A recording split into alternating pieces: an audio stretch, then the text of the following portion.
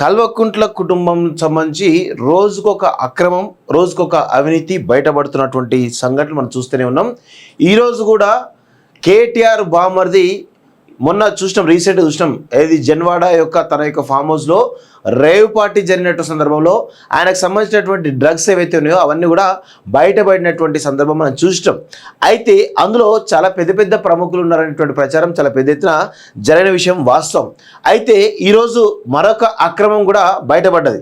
అసలు ఆ జన్వాడ ఫామ్ హౌస్కు ఆ సంబంధించినటువంటి కట్టడాలకు సంబంధించిన నిర్మాణానికి పర్మిషనే లేదు అనేటువంటి ఒక విషయం చాలా పెద్ద ఎత్తున బయటపడతా ఉంది. దానికి సంబంధించినటువంటి ఒక ఆర్టీఐ కూడా ఈరోజు బయటపడ్డది. ఒకసారి దాని గురించి మనం మాట్లాడేటువంటి ప్రయత్నం చేద్దాం మిత్రులారా. ఒకసారి క్లియర్గా స్వేచ్ఛలో చూసినట్టయితే చాలా అద్భుతమైనటువంటి కథనం రావడం జరిగింది. ఈరోజు చూడండి, అంతా ముందే చెప్పినటువంటి స్వేచ్ఛ అక్రమమే. ట్రిపుల్ జీవోలో రాజ్ దర్బార్ అంటూ ఎప్పుడో ఇది రాసినటువంటి కథనం ఇది. సో దానికి సంబంధించి ఒక ఆర్టీఐ రిప్లై కూడా రావడం జరిగింది.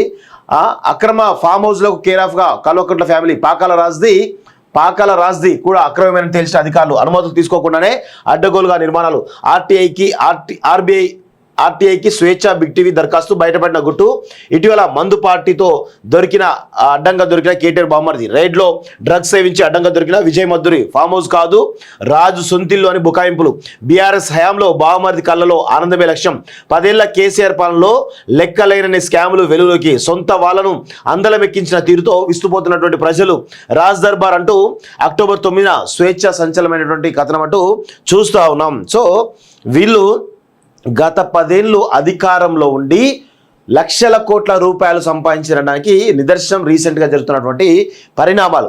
జన్వాడ ఫామ్ హౌస్లో కొన్ని ఎకరాలలో కేటీఆర్ ఫామ్ హౌస్, దాని పక్కనే కూతవేటు దూరంలోనే రాజ్పాకాలకి చాలా పెద్ద ఫామ్ హౌస్. అది కూడా అక్కడికి ఎవ్వరు కూడా వెళ్ళలేనటువంటి పరిస్థితి. చాలా చాలా పకడ్బందీగా, అసలు ఎంత దారుణంగా ఉంటుందంటే లోపలికి వెళ్ళాలంటే 2-3 గేట్లు ఉంటాయి. ఆ గేట్లను దాటుకొని అందరి పర్మిషన్ తీసుకొని పోవాలి లోపలికి. ఆ లోపల పోయిన తర్వాత అక్కడ ఏం జరుగుతుందంటే మొత్తం డ్రగ్స్ పార్టీలు, మందు పార్టీలు, రేవ్ పార్టీలు ప్రతి వీకెండ్లో 2-3 రోజులు జరుగుతూనే ఉంటాయట అలా. సో ఇప్పుడు చూసినట్లయితే అసలు ఆ నిర్మాణమే అక్రమం, అసలు ఆ నిర్మాణానికి పర్మిషన్సే లేవు అంటూ చాలా క్లియర్గా మనం చూస్తూ ఉన్నాం. సో 10 ఏళ్ల కల్వకుంట్ల రాజ్యంలో తెలంగాణ సర్వనాశనమైందనేటువంటి విమర్శలు, లెక్కలేనన్ని ఆరోపణలు వెలువెత్తున్నాయి. 2 పర్యాయాలు బీఆర్ఎస్ని గెలిపించిన ప్రజలను ఉద్ధరించకపోగా తన కుటుంబాన్ని మాత్రం ఊహకందని రీతిలో తీర్చిదిద్దుకున్నారని స్కాములు చెప్పగానే చెబుతున్నాయి.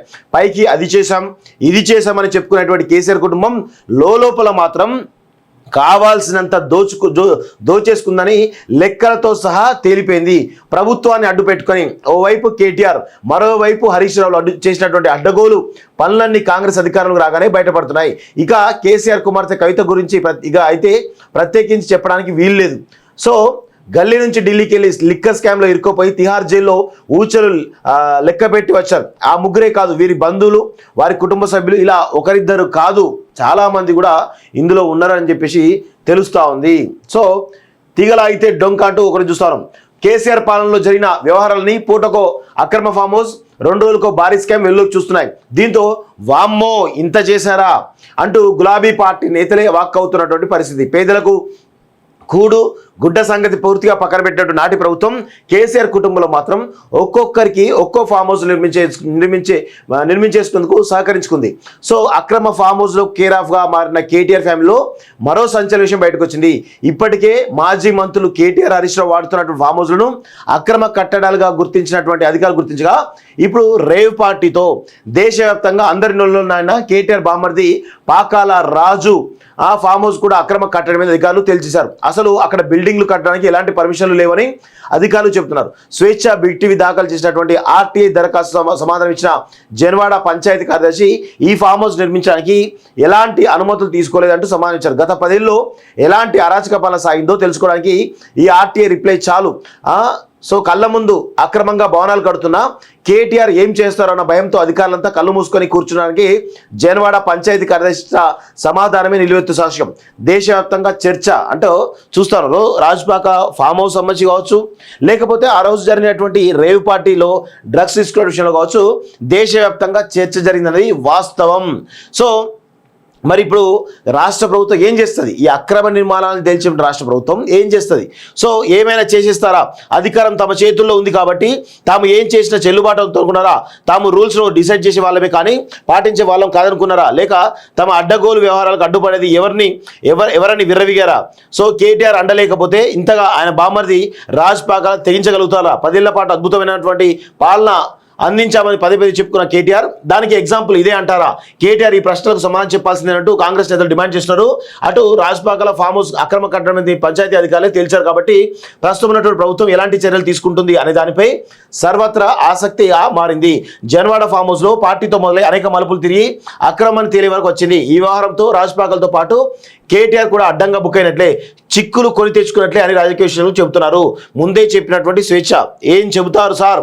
బాధితాయుతమైనటువంటి మంత్రి పదవుల్లో ఉన్నటువంటి కేటీఆర్ అనుకో 4 మంచి పనులు చేయాల్సింది పోయి ఇలాంటి చెత్త పనులు చేశారనే విషయాలు వెలుగులోకి రావడంతో 2 దఫాలుగా గెలిపించిన ప్రజలు విస్తుపోతున్నారు. ఇలాంటి అక్రమ నిర్మాణాలు జరిపిన మీరు, మీ బంధువులు ప్రజలకు ఇప్పుడు ఏమని సమాధానం చెబుతారు?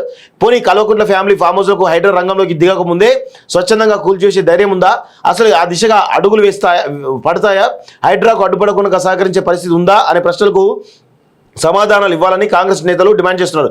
ఇంత జరిగిన తర్వాత కనీసం మీడియా ముందుకు వచ్చే సాహసం కేటీఆర్ చేస్తారా అన్నది కూడా డౌటేనని విశ్లేషకులు, విమర్శకులు చెబుతున్నారు. సో ఇప్పటికైనా కానీ కేటీఆర్ సమాధానం చెప్పాలి. నువ్వు నీ ఫామ్ హౌస్లు, మీ బామ్మరి ఫామ్ హౌస్లు, ఇంకో బావ ఫామ్ హౌస్లు ఇవన్నీ ఉన్నాయి కదా, వీటిపైన ఏం సమాధానం చెప్తావు? అంటే 10 ఏళ్ళు అధికారంలో ఉంటే నా ఇష్టం వచ్చినట్లు వేస్తా, ఇది నా కల్వకుంట్ల రాజ్యం, ఇది నా కల్వకుంట్ల రాజ్యాంగం అని ఇష్టం వచ్చినట్టు మీరు మీ ఇష్టం వచ్చిన నిర్మాణాలు చేపడితే దీనికి సమాధానం చెప్పేటువంటి దమ్ము ధైర్యం ఉందా కేటీఆర్ అని అడుగుతా ఉన్నాను. అంటే మీరు ఇక మీ రాజ్యం ఉంది అని చెప్పేసి ఎటు పడితే అటు ఏ ఇష్టం వచ్చినట్టు మేము చేస్తామంటే ఊరుకుంటారా ప్రజలు?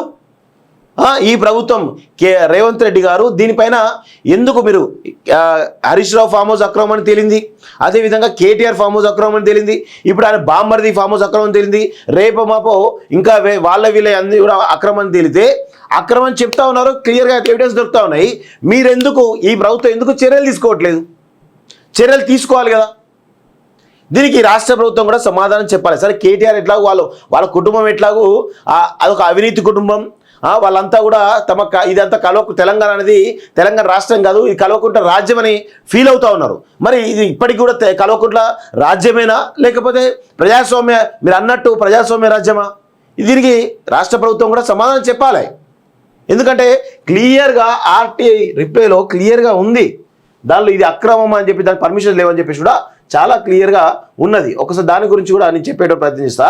దానిలో క్లియర్ ఆర్టీఐ రిప్లై కూడా ఒకసారి చూపించే ప్రయత్నం చేస్తా. ఇగో ఇది RTI reply. So Janwada panchayat పరిధిలోని సర్వే నెంబర్ 691లో ఫామ్ హౌస్ నిర్మాణానికి ఎటువంటి నిర్మాణ అనుమతులు గ్రామ పంచాయతీ నుంచి ఇవ్వబడలేదు. సర్వే నెంబర్ 691లో farm house Srimate property developers private limited Shri Venkataramana Kode గారి పేరు కలదు. సర్వే నెంబర్ 691లో నిర్మిస్తున్న ఫామ్ హౌస్కి గతంలో అక్రమ నిర్మాణ నోటీసులు ఇవ్వడం జరిగింది. సో తేదీ 6/7/2022, 31/2023 మరియు 8/2/2023లో అక్రమ నిర్మాణ నోటీసు కూడా ఇవ్వడం జరిగిందట శంకర్పల్లి గ్రామ పంచాయతీ కార్యాలయం జనవాడకు సంబంధించినటువంటి దానికి. సో గ్రామ పంచాయతీకి ఎటువంటి అక్రమానికి సంబంధించిన ఎలాంటి సమాధానం సంబంధించిన గురించి రాలేదు. సర్వే నెంబర్ 691లో నిర్మిస్తున్న ఫామ్ హౌస్ నిర్మాణానికి అక్రమ నిర్మాణ నోటీసులు ఇవ్వడం జరిగింది. ఎలాంటి ఉత్తర ప్రత్యుత్తరాలు గ్రామ పంచాయతీలో అందుబాటులో లేవు, ఎలాంటి కోర్టు స్టే ఆర్డర్ గ్రామ పంచాయతీ అందుబాటులో లేవు అని చాలా క్లియర్గా ఆర్టీఐకి ఇచ్చినటువంటి సమాధానానికి రిప్లై ఇది. సో ఇప్పటికైనా కానీ ఈ రాష్ట్ర ప్రభుత్వం దీనిపైన సమాధానం ఏం చెప్తుంది? నిజంగా అక్రమ నిర్మాణం చెప్పేసి చాలా పెద్ద ఎత్తున ప్రూఫ్స్ కనబడుతున్నాయి కదా, మరి ఎందుకు తాత్సారం చేస్తున్నట్టు? ఆ నిర్మాణాలు కూల్చేయాలి కదా. ఇప్పుడు హైడ్రా పేరిట మీరు అనేకమైనటువంటి అక్రమ నిర్మాణాలు, ఇప్పుడు హైడ్రా అనేది చాలా క్లియర్గా ప్రభుత్వ భూముల్లో కానీ అక్రమ నిర్మాణాలు కానీ లేకపోతే ఇంకా ఎఫ్టీఎల్ బఫర్ జోన్లో కానీ నిర్మాణాలు చేపడితే కూల్చేస్తానటువంటి హైడ్రా ఎందుకు ఈ 111 పరిధిలో ఉన్నటువంటి కేటీఆర్ ఫామ్ హౌస్ పైన కానీ లేకపోతే రాజ్పాకల ఫామ్ హౌస్ పైన కానీ ఎందుకు చర్యలు తీసుకోవడం లేదో హైడ్రా కమిషనర్ రంగనాథ్ గారు సమాధానం చెప్పాలి. రాష్ట్ర ప్రభుత్వం కూడా సమాధానం చెప్పాల్సినటువంటి అవసరం అయితే ఉంది. అయితే ఈ క్రమంలో ఎందుకు ఇవన్నీ కూడా మనం గుర్తు చేయాలి మిత్రులారా. ఎందుకంటే గత 10 ఏళ్ళ ఈ కల్వకుంట్ల రాజ్యంలో వీళ్ళు చేసినటువంటి అక్రమాలు అంతా ఇంత కావు. వీళ్ళు అధికారాన్ని అడ్డు పెట్టుకొని తాము ఇష్టం వచ్చినట్టు చెలాయిస్తామని అనుకుంటే ఖచ్చితంగా దాని పరిణామాలు చవి చూడాల్సి వస్తుంది. ఖచ్చితంగా చూడాలి కూడా. దానికి ఈ ప్రభుత్వం కూడా సహకరించాలని చెప్పేసి నేను కోరుతా ఉన్నాను.